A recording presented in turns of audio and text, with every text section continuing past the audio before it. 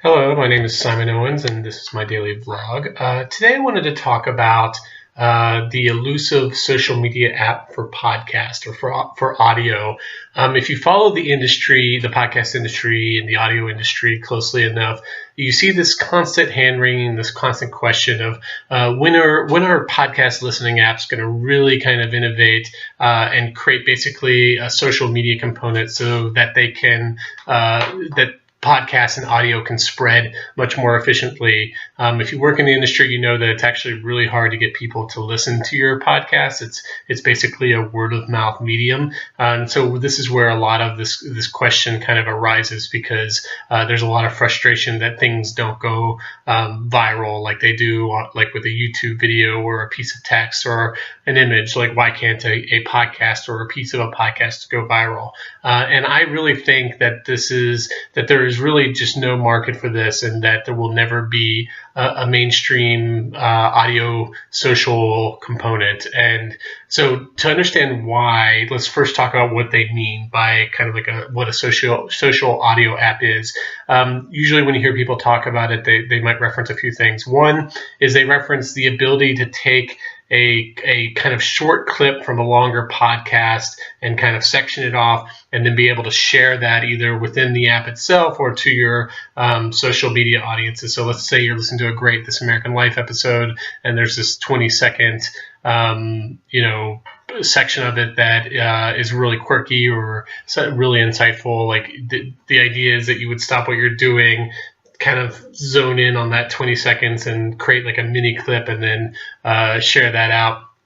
Another version of this is of when they talk about social audio is to, like, can you do basically what you do now with Instagram video or Facebook video or Facebook Live, and instead of making podcasting only this formal thing where you have these highly produced 30-minute, hour, 2-hour long shows, that you could also incorporate inside the app the ability to just take your phone up, record a quick few seconds of something, and then send it out to the social stream within the podcast app. So those are the two main components that people talk about when they talk about social media audio apps. So the first thing that I want to do is point out that we basically already have a version of this, like a social messaging app for audio. It's called Voicemail. And what do you hear millennials complain about more than anything else is that they freaking hate voicemail, that they hate listening to it. In fact, a lot of times they just let their inbox fill up without listening to their voicemail. So the idea that they're somehow hungry to have more of these kind of informal, short audio messages to listen to just seems absurd to me, but that's neither here nor there.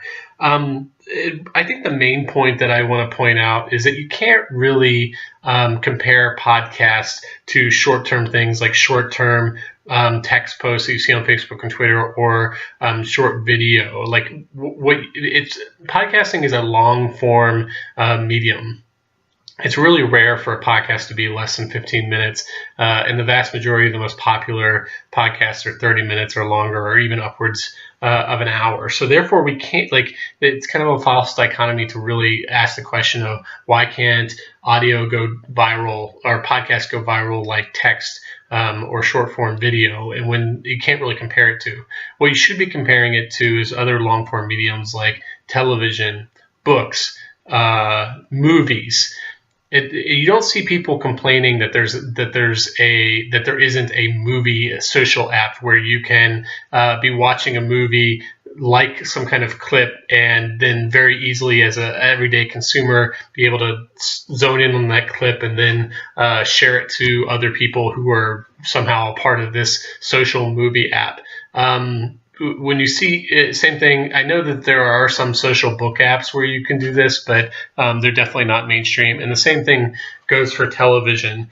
So how do television shows that they can't go viral? How do they get popular? The same way. One, traditional word of mouth, and then two, heavy promotion on other TV shows and other kinds of advertising.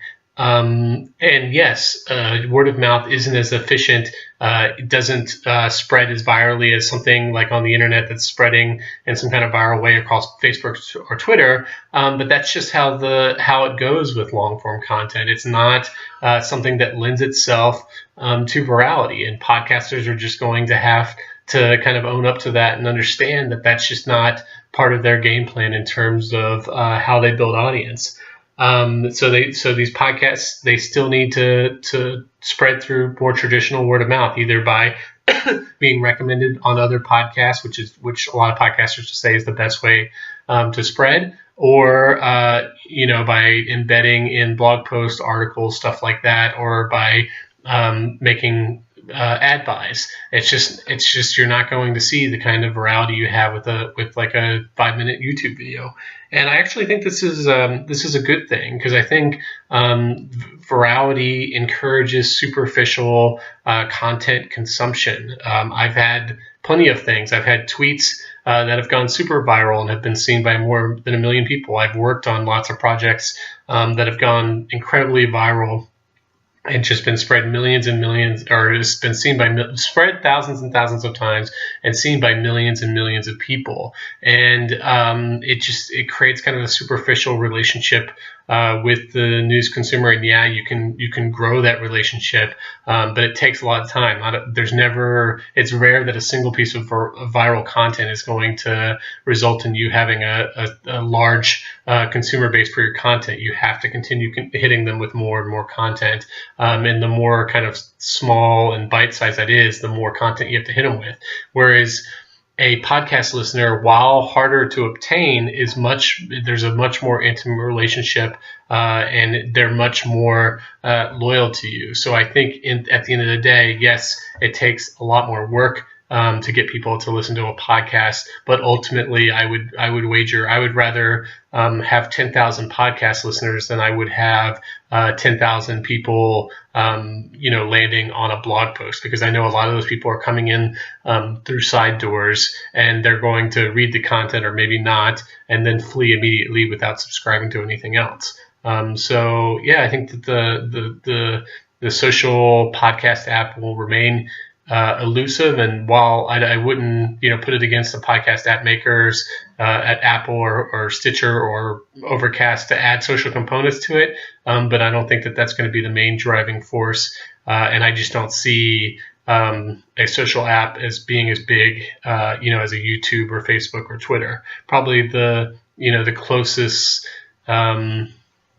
thing we have to it is SoundCloud, which, as you might know, just laid off a bunch of employees, which I think is great. SoundCloud, I think really kind of democratizes both music and podcast listening. But even then, a lot of these components